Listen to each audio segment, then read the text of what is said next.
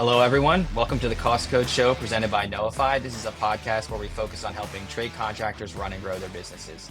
Today, I'm excited to welcome on Matt Graves. Matt is a seasoned construction project manager, and he also runs Construction Yeti, a website and newsletter dedicated to helping the next generation of construction professionals. Matt has a ton of in-the-field experience that he's going to share with us in today's episode.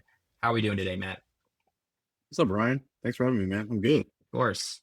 Matt, so for folks who don't know you yet, can you give us a quick look at your background and the kind of work you do in the construction world? Yeah, I'll do a long story really, really short. So Cool. I went to Texas A&M, got a civil engineering degree, decided I did not want to be an engineer. So I got out of school and found a job at a subcontractor. So I had a couple stints at different subcontractors, kind of really learned that game. And then I jumped from there and went to the owner's rep side. And so I haven't been at the general contractor, but I've kind of seen them from both directions, right? Like practically. And so now I think like it's giving me a really holistic view of the industry because I always thought, man, if I went back to the subcontractor side, I'd have a lot better grasp of things because now I understand the whys and, why things happen and all that sort of stuff. So I've been on the owner rep now side for about 7 years. And then I just realized like, man, there's a lot of stuff that people think they may know or may have misunderstandings and stuff that I thought I knew and had misunderstandings that I've now kind of got a broader world view, which led me to launching Construction Yeti and doing all that, trying to, kind of share insights and share resources and share like, tips and tricks kind of that I've learned over the last, decade and a half of working. Awesome. That's a good lead into my first question. So if you think back to your first few years in the industry, what's something you wish you learned earlier about managing a job or running a crew? There was just so much stuff that I didn't know that I didn't know, like, which was kind of led me to the Construction Yeti stuff. It was because when I was, 20, first out of school, 24, 25 years old and thought I was, knew what I was doing. And then in hindsight, I didn't know what I was doing. And, but, I was running crews. We were a federal contractor, subcontractor. We had crews from East Coast to California. And so my phone would start ringing early in the morning as the East Coast guys get to work and stop ringing late in the evening when the, West Coast guys would get off work. And I think it's just, things that I wish I knew, but at the same time, it's like probably stuff that only comes with experience and kind of those, falling down and scraping your knees type of things. But just, just kind of having patience, right? Like everybody gets all so tense and stuff, but at the end of the day, like I've never been on a project that didn't get finished. There was a lot of screaming, a lot of yelling, a lot of things. And, just kind of like take your breath, all right, just tackle what's in front of you. Next thing, next thing, next thing. And, it'll get done. Nice. So Matt is giving a good segue to the topic of the episode, right? He's going to kind of walk us through all of the kind of project management basics that every contractor should nail. So jumping off from that, so what are some of the small mistakes you see contractors make that can actually they might seem small at first, but they actually turn into like really big problems later on down the road? Specifically talking about subcontractors, really, because I haven't been with a general contractor, but on the subcontractor side, it's not having project management for the subcontractors. Let's get real niche right down there. Not having uniform processes that all the subcontractors follow. I've seen it in a couple different companies. I've seen it, even now being on the owner rep side, and you work with the subcontractor on this project and the same subcontractor on another project, and it's a completely different experience. They do things differently. When you're looking at it, like, man, you guys aren't uniform at all. So if one guy gets hit by a bus or whatever, the next guy steps in, and it's just there's nowhere to pick up from. And then it's just kind of, as a company, you want to be consistent so you can improve and train your people. And, I think probably, not having like a project management manual that you train your folks on, sounds like just like everybody needs another, rule book, right? But actually, something that's a living document that you're actually training your people on. Like, here's how we, do our scheduling. Here's how we, our project managers interact with our field crews and, do look aheads and how do we support them and how do, even, things like change order management, right? Because I've seen subcontractors too, and that ones that are really good at capturing every little change and ones that are like, they let $1 million change orders go, almost without capturing it. And so there's that fine balance too, right? Because you don't want to nickel and dime your client, but again, you want to make sure you're made whole on all your stuff. Cool. So I like the idea of this kind of project management, like rule book you mentioned, if you had to list out maybe some of those kind of core PM like rules for a subcontractor that doesn't actually have like a proper PM department, what would be some ones that kind of come to mind? Maybe like the big bang for your buck ones. Yeah, I mean, so the ones that really work best are the ones that really kind of hold your hand through the through the construction process, right? All the way, maybe it doesn't have to do with estimating if your project manager get the, turnover, but it's, you know, what it looks like at turnover day, right? You won the project. Congratulations. You're the project manager for the project. And so what does the turnover look like from your estimating department? And then like, what does that estimate look like? Kind of explaining what all that looks like. And that rolls into your budget, and that rolls into your schedule, and that rolls into, maybe you help the, field foreman, field superintendents build out their work plans. Maybe you don't, maybe you just, and just kind of walking through the entire thing. How do you do your buyouts within, your, when you're buying out your materials and your subcontractors, and then just all the way, down the way, all the way to closeouts. Nice. So maybe based on some of that stuff, I wanted to kind of give you maybe like a lightning round of some areas that I know are like really common pain points for our customers, which are all trade contractors and subcontractors, or mostly at least. And like field to office communication, which you kind of hinted at, is a big one for us. So like, what are some kind of practical ways that a trade contractor, subcontractor can improve communication between the field and office, without necessarily, tech can be a solution, but it doesn't really have to be. So like maybe process stuff and some tools that might help with that. Ultimately, I mean, me included, we're all kind of wowed by the tech and the stuff and communication. How do I, digitize this, digitize that? How can I automate this, automate that? Ultimately, though, you got to build a relationship with the field. You've got to get that face-to-face time. You got to sit down with them. You got to go, like, when they have a problem in the field, walk out there and look at it with them. Doing weekly look ahead meetings, right? Sit down with them. All right, where are you going? What do you need? What do you need me as a project manager to clear out of your way? Maybe you have an RFI problem. I can't get to this area because there's an RFI holding me up. Maybe it's a change order. Like, hey, I need to do this, but it's been affected by this change order. Can you go get the GC to give me a change order? That's like you can get, off ice center here. And so really it's that face-to-face relationship building with them. Kind of for a little example, when I was with one subcontractor, we were on a project and it was, the 40-foot connexes, it was the combo one. So it was like 12-foot office and, whatever other side was the storage of this connex. And there was 4 of us that had little tiny desks in there. We had 2 superintendents and then a project manager, me and an assistant project manager. And we were tight. Like if I bumped my chair back, like I was going to hit the guy behind me. And but we'd all go in there and eat lunch together and, look at stupid YouTube videos and laugh and stuff. And we were in a job costing meeting and the president of our company was like, you guys, y'all have the tightest project team, between the project management and the field crew that like of any of our other stuff. Like, what's your secret? We're just kind of buddies. Like we laugh at stupid shit and like we're looking at this and joking about that and we're also kind of sitting in each other's laps all day long to some degree. So I think it's just kind of being in the mud with them kind of helps build that relationship. Where we had other projects where the project manager, thought he was, he's the project manager, right? And he didn't have, instead of like even sharing an office space, like he had 2 connexes and he was like, or not even connexes, trailers, actual, full trailers. And he's like, this is our office trailer. This is our field trailer. And like, they would be forced to have their weekly meetings. That was like the only time they ever talked. And so it's kind of funny, and just getting back to the basics of, with all the AI and, different sort of communication channels and everything else, it's just, being able to like, see eye to eye with them and build that personal relationship, and it just goes a long ways. No, that's great. That's a great advice. I think no need to be adversaries. You're all on the same. I know if we have this idea of like one team, right, where we try to bring all the different groups together and work on projects across different teams. So I think that that's really good stuff. Another one you talked about it a bit was change orders. These seem to be like a pain point across the industry, no matter whether you're a GC or a subcontractor. And it sounds like you have a good amount of experience with them. So we'd love to know like what's some common mistakes you see with those, and like what's a better or ideal process kind of look like, if that's achievable. Yeah.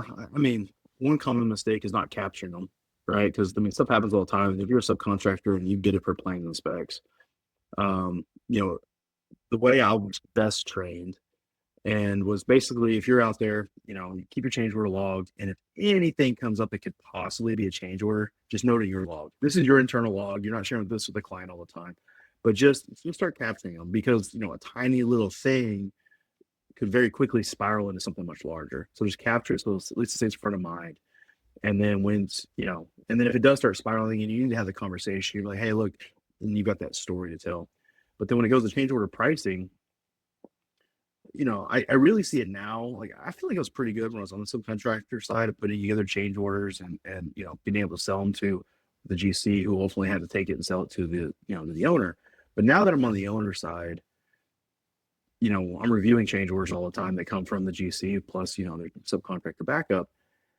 And the ones that, like, I can basically just check off and approve are the ones that tell a story, right? Because yeah, there's some subcontractors out there that want to play the games and they want to kind of screw things around, but most of them are legitimate. And at least the contractors we work with, like, most of it's like legitimate stuff. But if I just see what in my mind is kind of a minor issue, and I see like 200 man hours, I'm like, what is that? Like, it's like, it just says, labor 200 hours, and then material, $1,500 or something. What do I do with this? I don't understand. Like, and you start pushing back, and you start digging in deeper. It feels painful for everybody. Like, I don't want to do that. They don't want anybody else to do that. But if you can tell the story of, like, okay, it's going to take a crew of 3 guys, 2 days to do this part. Maybe it's 5 steps to do whatever the change is. And then, the next one's, same crew is 3 days. And you add all that up and tell the story of the task that they're doing. And then I look at it, I'm like, okay, yeah, it seems like 200 hours seems like a lot, but, like, makes sense. And so you don't have to question it. And so really just kind of going through, and she's kind of telling that story of why the change is the change. I make a lot of memes on the internet and stuff. And, I do a lot of stuff about people like fluffing change orders, and all the time I'll get comments back especially on like Instagram and Facebook. And it was like, that's my price, take it or leave it. Like, okay, you're not understanding your contract, because if you're working any commercial project that I've ever been on, there's a requirement for providing backup on your change orders. And so if you can just tell the story, and explain why, you got the $200, for instance, then it'll just, because the GC's then got to take it, and they've got to go sell it to the owner, and the GC's a little bit more removed. The owner's rep's a little bit more removed. The owner rep may have to take it to the actual owner. So there's all these steps. And if you can just black and white paint the picture, like, it'll go way faster. Yeah, that's great. I was talking to another fella about pricing, and he was like, selling is part of the pricing, and it's basically, selling is basically telling a story, which I think fits perfectly with what you're describing here. It's cool. So I wanted to switch over now to, like, visibility into project cost awareness, essentially. So you kind of talked a little bit about job costing earlier. So what's something that smaller contractors or subcontractors can do to get better visibility into how a job is going, while, before it's too late to kind of like fix the problem, essentially, right? We'd love to course correct before something small becomes, a real problem. Yeah. I would say actually cost coding, right? Like, I've seen people, and I worked for a contractor, but we didn't really cost code anything. It was, we bid it, and we basically went and did the work, and woke up at the end of the project and, like, do we make any money? Like, we weren't tracking anything. We sort of had like the labor, material, subcontractor, equipment budgets, but we weren't tracking, and we weren't, like, say, for instance, for a subcontractor, anybody who's a subcontractor knows labor's your biggest risk. Because, you can, lock in your subcontractor early on. You can lock in the equipment early on. You can somewhat lock in your material early on. But your labor is, like, that's where all your risk is, because, you bid something to take 10 hours and it takes 20 hours, right? And and if you take the same thing, multiply times 100 times, you blow your labor budget. So being able to, like, take your labor and break it down into actual kind of activities, and then make sure you're tracking and, on the same, because if you just say, like, I've got 2,000 man hours to do this job, like, what the hell does that mean? Right? Or, like, got 10,000 man hours, like, the numbers are so big. So being able to take your, it really kind of goes back to, like, your labor estimate that your estimators put together, and then backing it in, and then taking that, and your superintendent's taking that, and being able to build out work plans. Okay, to do this one floor, for instance, or whatever activity is, whatever trade you have, do this one floor, we've got, 100 man hours, which is, a crew of four and, how many days building it out. And then you have these milestones you can check. Are we trending ahead? Are we trending good? Like, and you've got these, you can iterate. Say, okay, well, we're way over our labor. What can we do to fix it? Nice. That's great advice. Cool. So I wanted to now pivot into like maybe more of the big picture stuff or like the mindset stuff. You have, as you said, like a lot of experience as an owner's rep and and working at a subcontractor, and seeing how these businesses can kind of grow and evolve over time. So wanted to talk about, what are some kind of like major like revenue milestones or like quote unquote business milestones for a subcontractor, and how have you seen business needs change as you kind of hit these different milestones? I mean, it's a good question because almost every subcontractor will start out with not. I mean, I guess all of them really, but they'll start out with like the guy who got tired of working for the man, right? I always have this like plumber in my mind for whatever reason, but I've got this plumber, right? He's a really great plumber.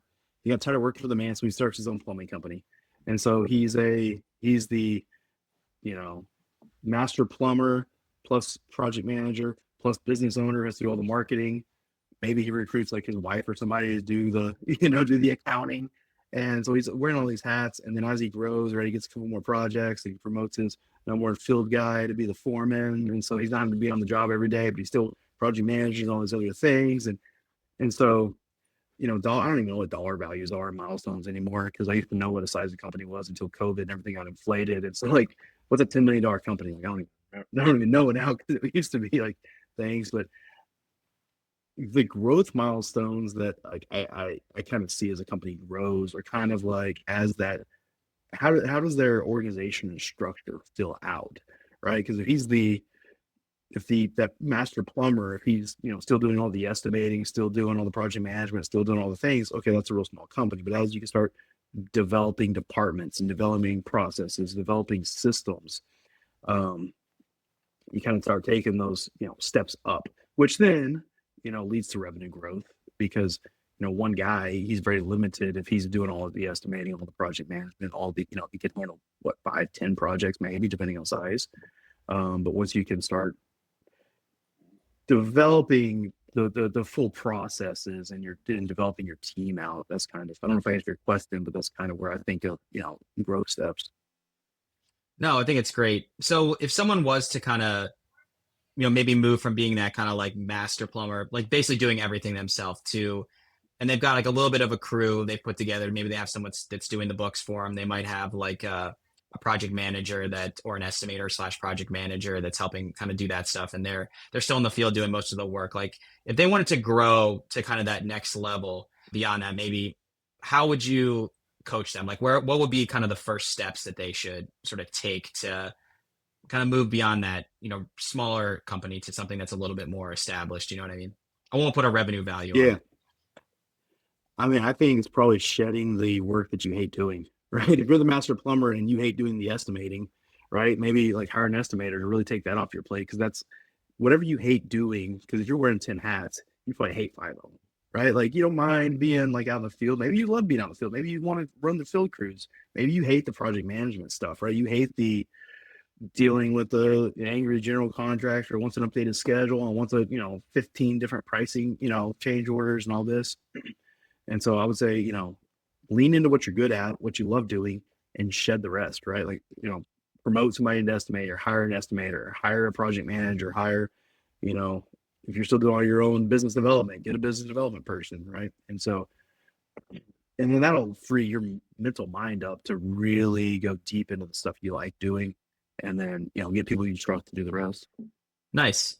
I want to talk now about tech. I know you're big into construction technology, and I think it can be kind of one of those ways to add some rocket fuel to a smaller company, help them kind of like do more with less, if you will. Mhm. So when a contractor has kind of the project management basics that we went over, kind of covered, when does it make sense to like bring in tech? Like what's this kind of a sign that they're ready to maybe add some software to the equation?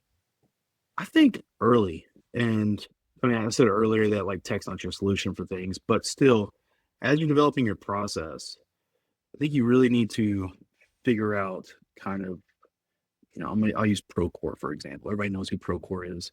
Like if you love Procore and you want to use Procore, it's not me, but if then I would go ahead and sign it up early. I mean, if you can afford it and everything else, but then because you're building your company around a process, these software tools, they've become sort of the, like Procore, for instance, they're like how things get managed. So if you're writing a project management manual, you need to know what tech you're using. Everyone's a little bit nuanced. Yeah, you can switch over, you can do these things, but if you're doing everything in Excel and handwritten and everything else, and in 5 years you want to trade over to something else, it's going to be a much more painful process. Like switching softwares is a much more painful process. Like in my day job right now, we're looking at switching our project management software. And I mean, our contract's not even up for another year, but we're because we know it's going to be, we're going to have to probably run 2 different systems, right? And all new projects go here and the old ones. And so it's just, and nobody wants to do that because it becomes hard and the headache and everything else. And you got to kind of rewrite your processes. So, I mean, I would start as early as you can afford it, as early as it makes sense, so that you can develop, your team into, following this process, knowing this software, and it becomes your kind of go-to. So what are some of the parts of the PM process where you think like that this kind of technology can have like the biggest impact? Again, keeping in mind like that smaller subcontractor is maybe trying to take the next step. What are sort of the 2 or 3 areas where you think tech is probably going to help them the most?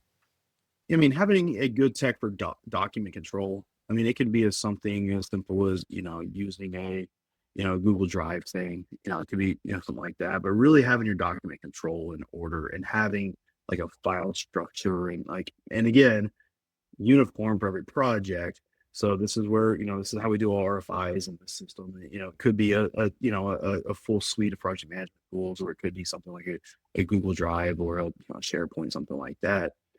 I think there's a lot of stuff in accounting right now that, you know, that's something that, almost has to be a tech, right? Like, yeah, you can do it on the back of an envelope, but like, you really got to have, your software, your system. And how does that talk to your project management system? And is that going to be to start limiting all your double entries and manual entries and all that sort of stuff? And then in today's day and age, obviously AI is the biggest buzz. And so I think like understanding and maybe not fully implementing it, because there's a lot of stuff out there that doesn't really move the needle. You spend I mean, the more I play with it, the more I realize its limitations, everything else. Like, oh, it'll work perfect for this. And it works 95% perfect. And you're like, well, it's still 5%. And I have to go figure out where the 5% wrong is. And like, shit, it's almost more work to do it this way than that way. But at least keeping it in your, your mind of like, okay, and that's, I mean, in maybe a year, maybe 5 years, maybe 6 months, maybe tomorrow, they'll come out with something that goes from 95% perfect to 100% perfect, right? And then it's like, but at least if you're staying on top of it, you can jump on that and implement that fast. But not to use that to like take the human element out of it too, because ultimately construction is a very human and face-to-face and handshake type of industry. But just using that and there's so much busy work in this industry.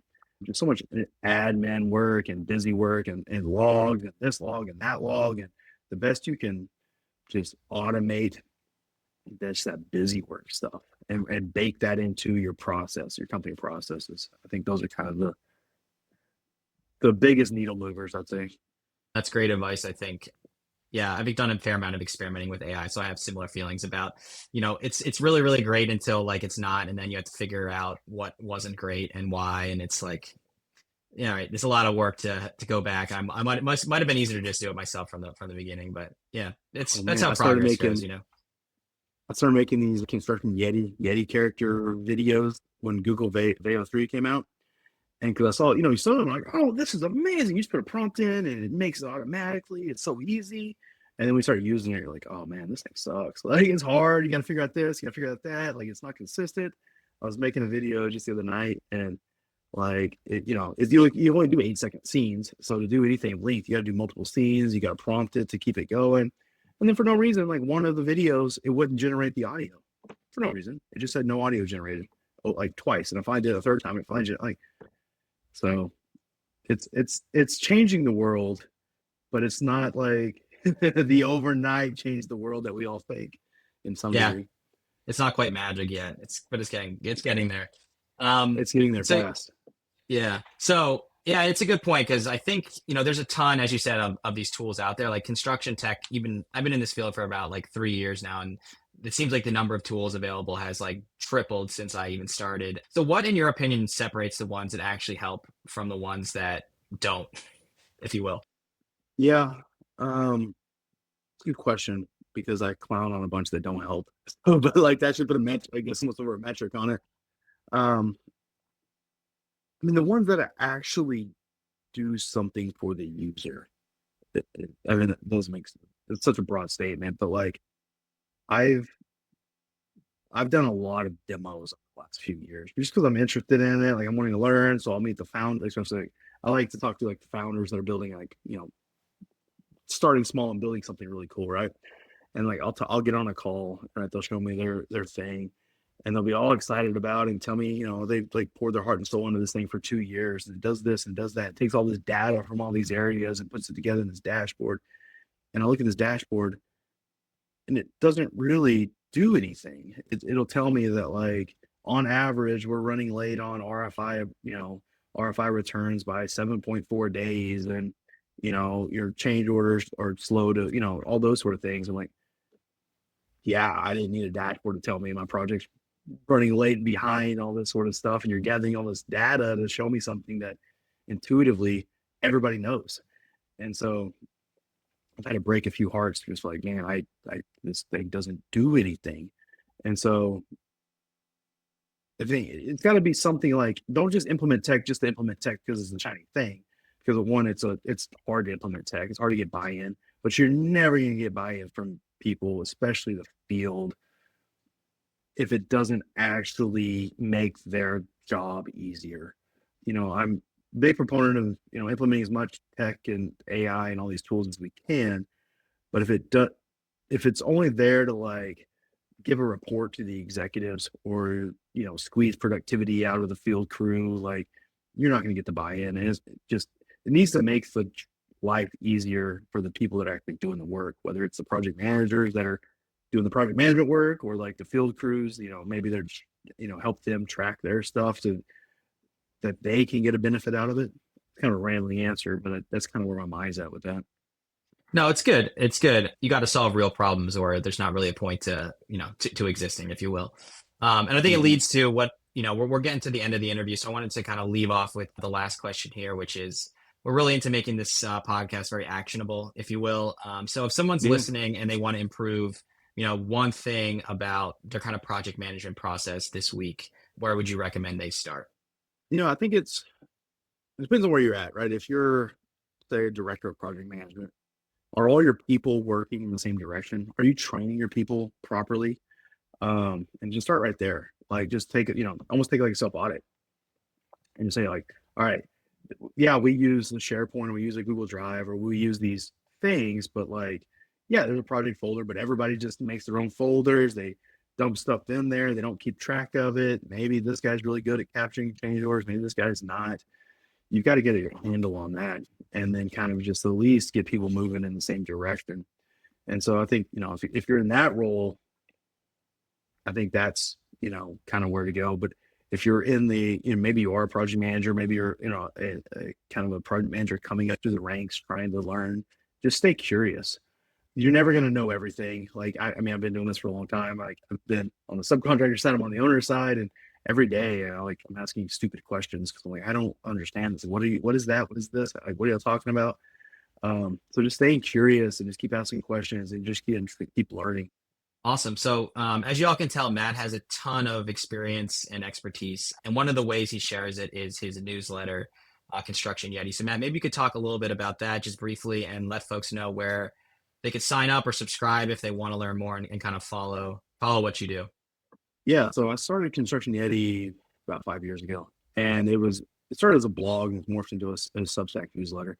And the idea was like, there's not enough mentorship really in the industry. There's not enough like good resources for people to learn. And it's like, I just said, stay curious. Like actually it's the Construction Yeti Substack, but the weekly newsletter I send out is Construction Curiosities. because it was almost like whatever I'm curious about that week, whatever I'm learning, whatever. And then it's kind of morphed into a little bit more mentorship role. Like, all right, let me teach you about delivery methods, because like I didn't know what a construction manager risk project really looked like when I was on the subcontractor side. And I was on CM at risk projects. Their general contractor was CM at risk, but we had a hard bid to them, so I didn't care. But in hindsight, like, man, if I would have understood what their contractual relationship was with the owner, I could have played the game a lot better, right? I could have been a better partner for them. I could have really understood what their pains were and helped them out that way. And so I do like deep dives into explaining what those things are like. Everybody gets enough like boring white paper emails and just stuff and articles and all that sort of stuff. So I try to do mine a little bit differently. There's a meme every week. I like sprinkle in gifts in it all. A lot of AI generated Yetis in it all. But that was my philosophy when I started the Substack. Was like, man, nobody wants to read another boring white paper anymore. And so I sit around on the weekend. Things are slow, Saturday morning, Sunday morning, you're having a cup of coffee. They're easy to read, and then they're kind of actionable and kind of get your brain going. But then it's not just a boring white paper, right? They try to make you, at least if you don't learn anything, at least try to make you smile. That's awesome. We will have a links to where you can sign up for all that stuff in the show notes when we publish the episode. So Matt, I think that's a good note to end on. I really appreciate you joining us, sharing your knowledge with the audience. To everyone that's watching or listening, thanks for tuning in. And if you need help managing your projects and finances for your trade contracting business, your subcontracting business, check out Notify at notify.com. We'll be back with another episode soon. Cheers.